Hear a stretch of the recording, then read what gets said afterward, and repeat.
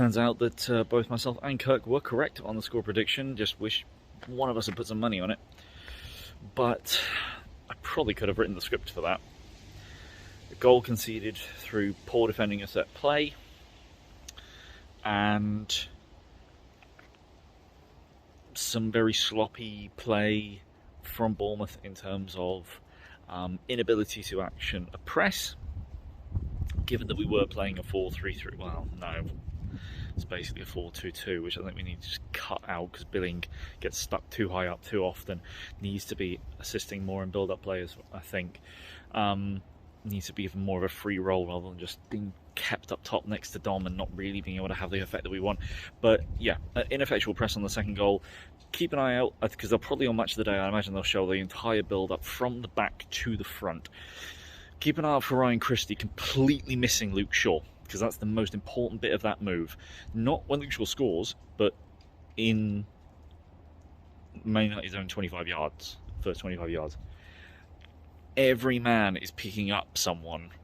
Solanke has pushed on, but Billing has pushed on, Cook's pushed on, Lerma's pushed on, Smith is on Rashford, then completely fails to really keep an eye on him. But Luke Shaw is on.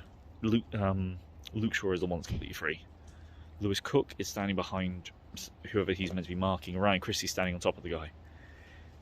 That completely ruins the press, because then you've got Luke Shaw who's got all the time in the world to look up, pick a pass, passes it to Rashford. He pushes on because Ryan Christie's not got close enough to him, and suddenly it's, what, a 6-on-3 or whatever it turns into. It's a disaster purely because either there was lack of communication or Ryan Christie can't follow the instructions properly. Either way, I do think Ryan Christie showed in that game again that while he has flashes of decent dribbling, he's just not good enough for this level. Or, here's a counterpoint, Jack Stacey should have started that game. Yes, Adam Smith has his moments where he's a decent defender. Let's ignore the fact as well that he is the worst defender we've got at stopping dribblers, and you're putting up against Marcus Rashford. Admittedly, he then went up against Garnacho, which is so much better. But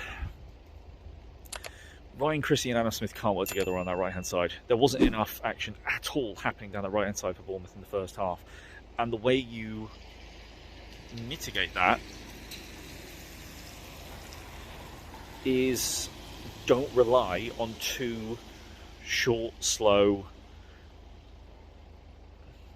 slightly technical players on one side of the pitch. Ryan Christie loves to come inside. That's great. He occupies Luke Shaw, and the one thing you know from Man United in the way they currently have is that the wingers aren't going to track back. Marcus Rashford's not going to track back. Anthony's not going to track back. He didn't play, but you got Bruno Fernandes on the wing instead. Yeah, he's going to track back. So if you're not going to have Lloyd Kelly go forward, which completely nullified a lot of Jadon Anthony's game, I thought Jadon Anthony, apart from a couple of moments, was terrible today, and part of the reason for that is because he doesn't have Jordan Zamora bombing on up the left-hand side. I've got so many thoughts going through my head about just elements of that tactically that just, like, there were maybe, I don't know, there was probably like pieces from about 4 different jigsaw puzzles being tried to mash together into one solid picture, and it just wasn't going to work. There were elements that did. There were bright sparks in the game. There was some decent link-up play. And like I mentioned, when Jack Stacey comes on, and actually when Adam Smith was given a bit more license to go forward when we were already 2-0 down, there were times where we were actually got ourselves into a position to put in a decent cross, and there were chances created. I haven't looked at the stats yet, but I'd imagine our XG is far better than it was against Chelsea and Palace. Certainly we got probably, 4 or 5 shots on target. Unfortunately, Jadon Anthony had 2 of those shots on target, were both on his weaker foot, so he couldn't get the power to beat De Gea. Was going for the far corner every time, and De Gea read him like a book. I thought Billing had his moments. I think Dom Solanke there wasn't enough play that was working to Dom Solanke in the way that he wanted it. In the first half, Lloyd Kelly kept playing the wrong ball long to him. The first time it sort of went long, but it wasn't accurate enough. The second time, Solanke went long and Kelly played it short. The next time, Kelly played it long and Solanke came short. There were a couple of specific plans that I thought were like good starting points to build up play. Senesi played a couple of really nice crossfield passes under just not much pressure, but pinging it wide to Adam Smith from the left to the right, and it ends up with him having an absolute acre of space that he can't take advantage of because he's not fast enough, and there's not enough good link up between him and Christie. And whilst Billing comes to the left hand side and tries to make things work on the left, Lewis Cook and Jefferson Lerma are a bit too deep, and they can't really get involved quickly enough on that right hand side. Like I said, I feel as though there's about 4 or 5 different jigsaw puzzles that are being trying to put together into one solid picture, and it's just not going to work with the way things are. I think if you're going to set up the way that we did today, I really think you needed either Dembele or Stacey starting on the right-hand side to take advantage of the pace to actually sort of challenge Luke Shaw and challenge whether Marcus Rashford or Anthony or Fernandes, whoever it is on the left wing, are they going to come back and assist? If not, you're pulling a midfielder out of position. If that central midfielder, probably Ericsson on the left, is being pulled out of position to help defend, that's when another midfielder comes in to push in. You've got to try and shift the players around. And when we did do that, the quality wasn't there to put the ball in the box. Adam Smith and Jack Stacey did put a few decent balls in. I think, it worked okay from that right-hand side. And then we did create some opportunities on the left, Billing combining with Anthony. It was one where he was offside in the first half, where he forced a save, and then obviously the 3 shots he had in the second half, they were all on his weaker left foot, which isn't really... just wasn't good enough to finish them. There just wasn't a cohesive attacking display. And I think that really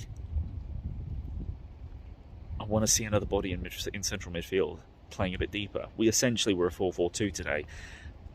And as much as I love Lewis Cook, and as much as a lot of us love Jefferson Lerma, I think Lerma's been quite off it since the return from the World Cup. Yeah, okay, he does some things right, and he's still combative, but I mean, he doesn't really do much with the ball at all anymore.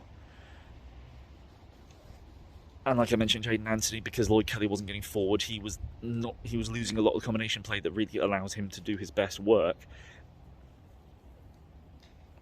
There were some balls over the top for Solanke that were working, but towards the end of the game, it really sort of like stopped being played with any kind of anything other than a hit and hope. I didn't mention the third goal yet, which was awful. I'm going to have to look at that one back again because I'm pretty sure it's Lloyd Kelly that falls asleep at the back. But I did, when the ball was being played over the top, I was thinking, Travers, hello?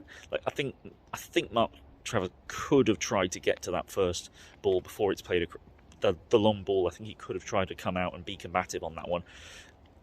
That might be a little bit harsh, but certainly something went horribly wrong because one ball over the top beat the entire team, and then it's 2 on the goalkeeper.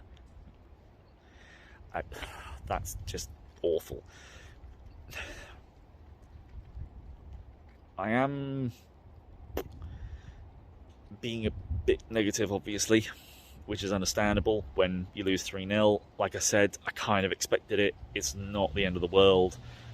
This is not a game that, considering our form, considering United's form, that we were really going to be overly judged on.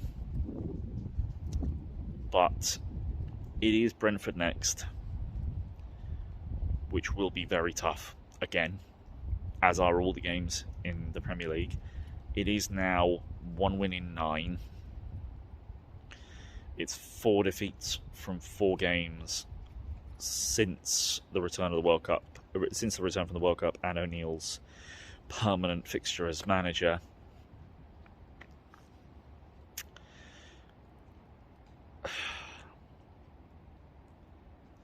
There are some big decisions that need to be made.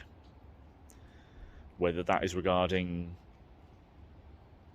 somewhat, understandably, if harshly, getting rid of O'Neill immediately, then I wouldn't blame them if they did that, but they need to have someone lined up if they're going to do it. They can't just ditch O'Neill and then put Cooper and Elphick in temporary charge, because clearly they're not exactly, you know, they're not the men to suddenly put in charge as well. Take someone that's got no experience out and then put in another person that's got no experience. As you know, if we're going to get rid of O'Neill, then it has to be done with someone that we are going to have lined up to get in immediately.